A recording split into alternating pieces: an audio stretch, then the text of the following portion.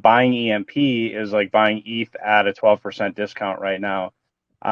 But when that goes back to peg, let's just say 1.0 or let's say 1.01, that's a 13% increase on your buy right there. But the benefit of that is if you were to look at this just as in a bigger picture, if somebody says, hey, would you like to buy ETH at a 12% discount? And if you do, you can stake it here and then earn on it. And you'd be like, what? Of course I would.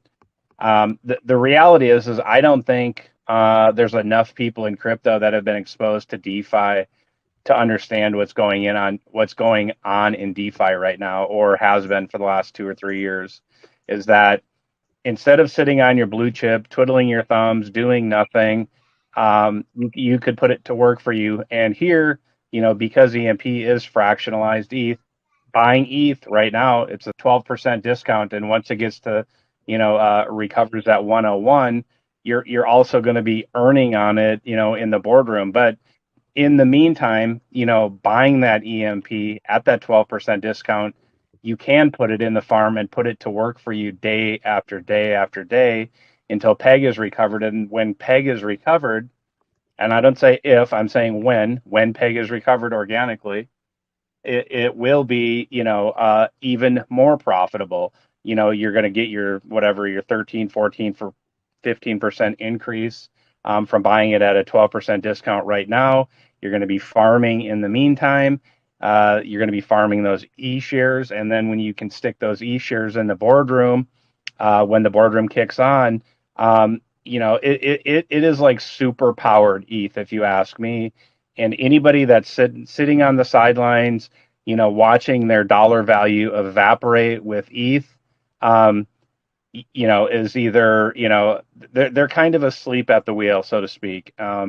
And I'll just tell you personally, I've told a number of young guys at the gym about this, and a number of young guys have jumped into this because they saw it. They said, "Oh, shit, you're right. I never knew about anything like this." I've had my stuff over on Voyager or Celsius or Coinbase, and they've come over here and they've deposited into the EMP ETH LP, and they farmed E-shares. None of them bought, as far as I know. They all farmed them, and so they're like, "Oh my God, I thank you so much. I would be losing every single day in my position, on these other big platforms, but because they're exposed to EMP, they're earning daily yield. And sure, yes, your dollar value is going down, but big deal. You are earning right now, and you are mitigating that loss. And what you are doing is building towards the future when ETH does recover, when it does. This is all going to blast through the roof, and we're going to take Meebo's helicopter to space, or space helicopter to the moon. And this is going to be, I would tell you it's the number one DeFi platform right now, but I don't want to throw shade at anybody. But when ETH recovers, this is going to go through the moon, and then there's probably going to be 20,000 users here like instantly. They're going to flock here because they'll be like, oh my God, you guys made what? You guys and gals made what? So they're all going to fly over here, and everybody here is going to have a cheap in because the LP is cheap. You put your ETH to work, instead of sitting on the sidelines waiting, when is this going to happen? When is the market going to recover? You decided to say, well, F it. Let's do this thing right now. Let's figure out what I need to do and stop losing money today, like right now. And something even more at the core of this is that, do you want to give your assets to another entity to play with as they see fit? Now they're going to take it off their platform where they have the control and give that control to somebody else. So you have lent it to somebody else who is lending it to another person, and they're only going to give you a small percentage of the profit. If that sounds similar to the banks of today, ding, ding, ding, ding, ding, you're right. It sounds exactly like that. Or do you want to control your keys, own an economy, build an economy, and build wealth for yourself?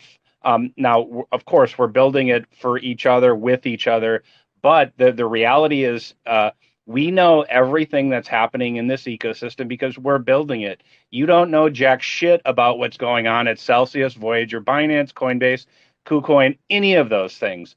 All of those decisions are behind a wall that you'll never see. Here, you're involved in the decision making because you own the liquidity. You can take it out anytime you want.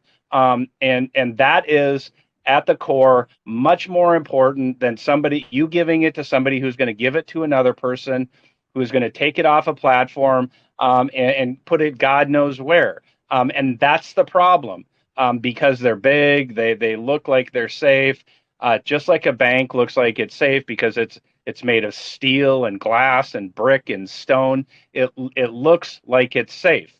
It's not safe. You put your money in the bank and inflation evaporates it. And you're getting nothing at a bank. You're getting nothing for your risk.